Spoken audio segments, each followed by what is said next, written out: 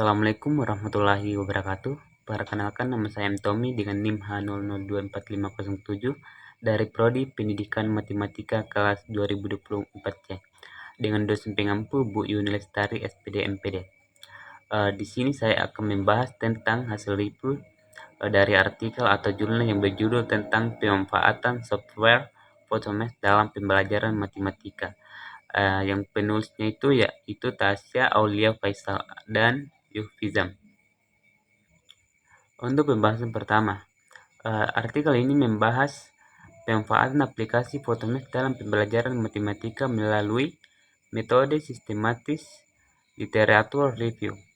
Penelitian ini bertujuan untuk memberikan informasi tentang bagaimana aplikasi Photomath dapat membantu siswa dalam memecahkan masalah matematis dan meningkatkan pemahaman mereka terhadap materi pembelajaran. Adapun kelebihan dan kekurangan dalam penggunaan EID. Nah, yang untuk pertama yaitu standarisasi bahasa. EID memberikan pedoman yang jelas untuk penulisan bahasa Indonesia, sehingga membantu penulis untuk menggunakan bahasa yang baku dan mudah dipahami oleh pembaca. Nah, yang kedua, keterbacaan. Dengan mengikuti EID, teks menjadi lebih terstruktur dan rapi yang meningkatkan keterbacaan dan pemahaman pembaca terhadap isi artikel. Nah, untuk yang ketiga, konsistensi. EID membantu menjaga konsistensi dalam menggunakan istilah dan tata bahasa yang penting dalam penulisan akademis untuk menghindari kebingungan. Adapun kekurangan dalam penggunaan EID. Yang pertama yaitu keterbatasan kreativitas.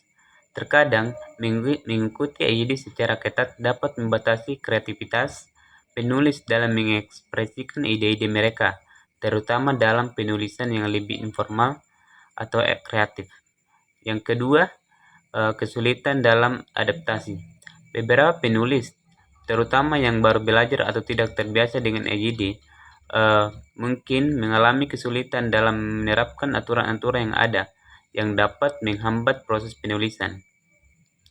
Nah, untuk yang ketiga, perubahan bahasa. Bahasa adalah entitas yang dinamis dan EID mungkin tidak selalu mencakup istilah atau penggunaan baru yang muncul seiring perkembangan zaman, sehingga penulis harus bijak dalam menyesuaikan penggunaan bahasa. Nah, untuk keselarasan isi dengan judul, yang pertama itu fokus pada software Photomath. Artikel ini secara khusus membahas penggunaan aplikasi Photomath dalam konteks pembelajaran matematika yang merupakan inti dari judul. Penelitian ini mengulas bagaimana aplikasi ini dapat membantu siswa dalam memahami dan menyelesaikan soal-soal matematika. Yang kedua, analisis pengaruh terhadap pembelajaran. Isi artikel menguraikan bagaimana Photomath dapat membantu siswa dalam menyelesaikan soal-soal matematika, terutama bagi mereka yang belum mahir. Ini menunjukkan relevansi langsung dengan tujuan pembelajaran yang diharapkan, yaitu meningkatkan pemahaman matematika siswa. Yang ketiga, hasil dan pembahasan. Dalam bagian hasil dan pembahasan, peneliti menyajikan analisis mendalam mengenai artikel-artikel yang membahas tema yang sama, serta memberikan kesimpulan tentang efektivitas Photomath dalam pembelajaran matematika. Adapun kelebihan dan kekurangan dari artikel.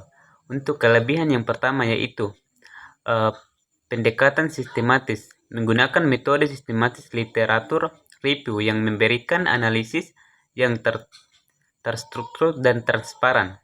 Yang kedua, relevansi dan aktualitas, mengkaji artikel-artikel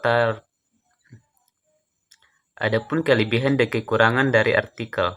Untuk kelebihan yang pertama yaitu pendekatan sistematis, menggunakan metode sistematis literatur review yang memberikan analisis yang terstruktur dan transparan. Yang kedua, relevansi dan aktualitas, mengkaji artikel-artikel terbaru 2022 sampai 2024 yang relevan dengan penggunaan Photomath dalam pendidikan.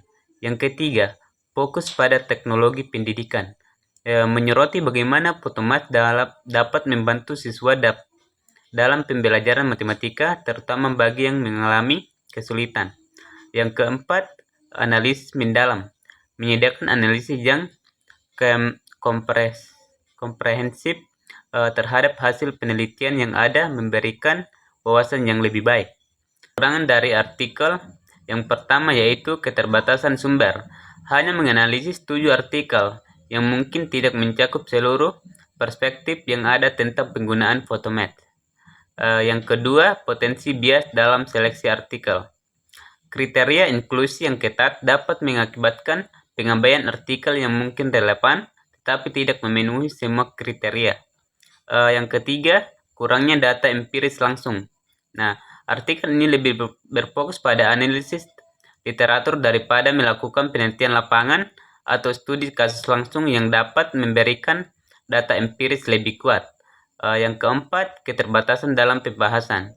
Meskipun analisis mendalam, pembahasan mungkin tidak mencakup semua aspek atau tantangan yang dihadapi dalam penggunaan Photomath di kelas.